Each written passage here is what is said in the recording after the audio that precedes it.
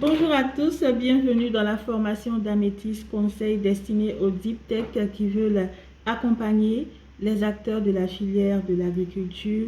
Vous savez que je suis ici en Nouvelle-Aquitaine, qui est la première région agricole de France. Alors, l'Union européenne a développé de nombreux partenariats avec des pays de différentes régions du monde, de différents continents. Par exemple, il y a l'Asie du Sud-Est, j'ai parlé de Singapour, il y a l'Asie centrale. Il y a aussi les pays émergents comme le Brésil, le Chili, et ces partenariats renforcent la compétitivité mais aussi la concurrence. Donc les agriculteurs français, les agriculteurs de l'Union européenne de façon générale doivent être compétitifs. L'agriculture doit être performante, elle doit être aussi alignée avec les objectifs de santé et environnement. Par exemple, les pesticides contiennent des métaux lourds qui impactent la santé et l'environnement. Sur la santé, certains peuvent être cancérigènes. Ils sont comme le mercure tératogène, nephrotoxique, neurotoxique. L'arsenic, c'est carrément un poison et même à des très faibles doses. Donc, la formation d'aujourd'hui, la présentation d'aujourd'hui, c'est la troisième partie de la deuxième partie. C'est comment recycler. Voilà, ces métaux lourds-là, on peut récupérer. Je vous ai dit que tout peut être converti. Il suffit, la chimie c'est passionnant. Il suffit d'avoir la bonne formule chimique. Et comme l'avait dit le célèbre scientifique, rien ne se perd, rien ne se crée, tout se transforme. Donc tout peut être réutilisé. Donc aujourd'hui on parle de multi-recyclage. Les métaux lourds produits par les pesticides, par aussi d'autres, qui ont aussi d'autres origines, on va en parler. On peut les récupérer, on peut les capter dans l'air, on peut les capter dans le sol, on peut les capter dans l'eau, on peut les récupérer. Même les plastiques, les plastifiants qui sont utilisés pour assouplir les plastiques, on peut les utiliser parce qu'ils contiennent du mercure. On peut récupérer ce mercure et en faire d'autres usages. Vous savez, je commence, comme je cite toujours 4 exemples, je vais commencer par le mercure parce que j'ai beaucoup travaillé sur la question du mercure, notamment la contamination des sols et des plantes médicinales par le mercure dans un contexte africain. Les déchets sont souvent rejetés de façon anarchique par le domaine industriel.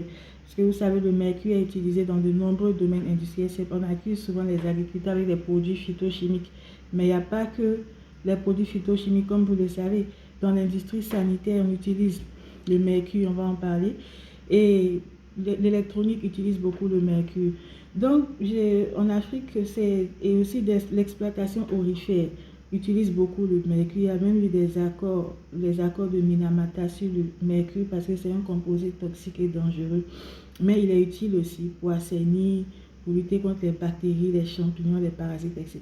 Donc, il y a des conventions pour réglementer l'utilisation du mercure qui est beaucoup utilisé en Afrique dans l'orpaillage par drapage, par dragage.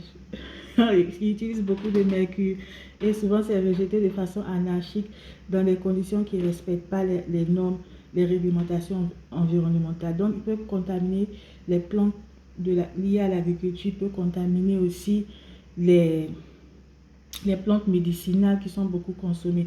Et comme moi, je m'intéresse beaucoup à la médecine traditionnelle africaine, j'aime pas le mot traditionnel parce que vous savez, c'est des procédés très techniques, bien réglementés. On a l'impression que c'est irrationnel, mais ce n'est pas le cas. C'est quand on ne connaît pas de l'extérieur, on a l'impression que c'est fait au hasard, mais c'est très réglementé. Donc, je ferme la parenthèse. Et donc, je me suis intéressée à la contamination des plantes médicinales par le mercure à travers les sols, etc., à travers l'eau. Et j'ai beaucoup travaillé donc sur le mercure, ses conséquences sur la santé des communautés, la santé humaine, et j'ai fait la santé de la planète et j'ai écrit j'ai fait beaucoup de publications sur la question. Et pour la petite anecdote, il y a eu une étude qui a été faite par prélèvement des cheveux des sénateurs français et on a découvert des traces de métaux lourds dans leurs cheveux, de terres rares, de plastifiants, etc. Et même il y avait des pesticides qui ne répondaient pas aux normes européennes et les pesticides contiennent du mercure. Donc c'est une problématique de premier plan.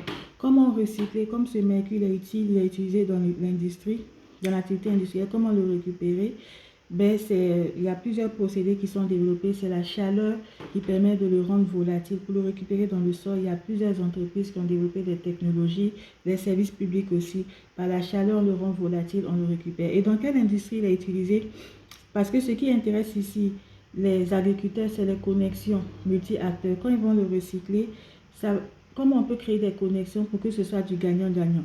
Donc, on peut le recycler. Vous savez, le mercure est utilisé dans la santé, comme je disais, dans le médical, dans certains vaccins, même s'il a des effets négatifs sur le système nerveux, mais c'est un débat qui est mitigé. La science n'a pas encore tranché de façon claire, mais en tout cas, il y a un fort risque d'atteinte du système nerveux, surtout chez les enfants, d'hyperactivité et tout, le mercure.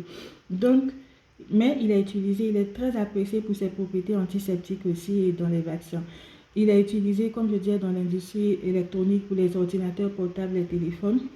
Il est utilisé pour les papiers, pour les pigments des papiers, la soude. Il est dans la composition.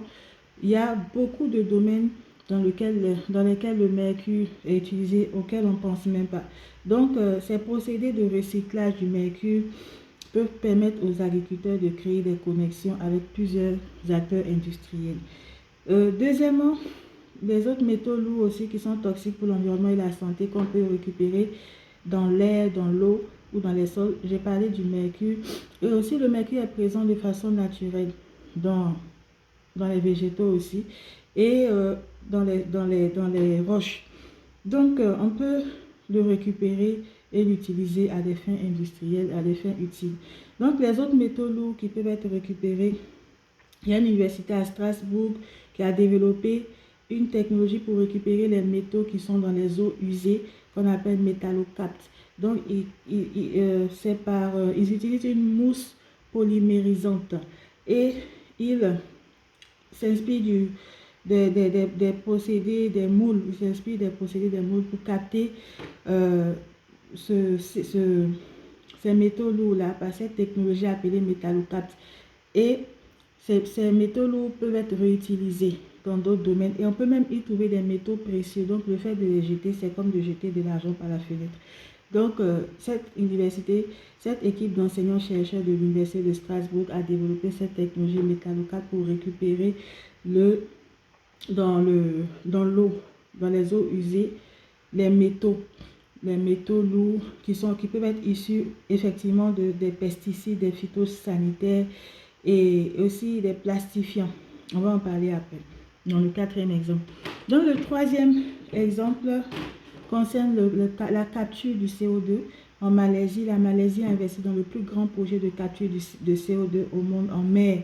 C'est une capture de CO2 en mer qui est très utile parce que ce CO2-là peut contaminer d'autres surfaces, peut contaminer l'air. Et donc, ils ont investi dans cette technique de capture du CO2. Ce CO2 est réutilisé dans l'agroalimentaire, dans de nombreuses industries. Donc, même le CO2 produit par exemple, les machines agricoles, par les vaches, par toutes ces énergies qui sont utilisées dans les exploitations agricoles, on peut le capturer et on peut le réutiliser. L'industrie du ciment a bien développé une technologie, plusieurs technologies en termes de récupération du CO2 dans l'air et de sa réutilisation. Tout cela, vous allez le trouver de façon détaillée dans ma présentation écrite. Ma formation, je le rappelle, c'est 12 vidéos de 10 minutes accessibles de façon numérique et sur clé, où vous avez les 12 vidéos. Vous avez 15 documents avec les références, les expériences, les expérimentations que je cite, les acteurs que je cite avec d'autres commentaires à valeur ajoutée que vous trouverez et la formation fait 100 €. Tout ça est accessible sur mon site i-santépublique.com dans ma boutique Shopify. Et je termine rapidement avec les plastifiants qui aussi contiennent du mercure et pour lesquels on peut aussi récupérer ce mercure pour les utilisations à des fins industrielles. Voilà la quatrième partie de le quatrième point de la deuxième partie, c'est comment les agriculteurs peuvent mener des stratégies pour avoir des aides. Merci.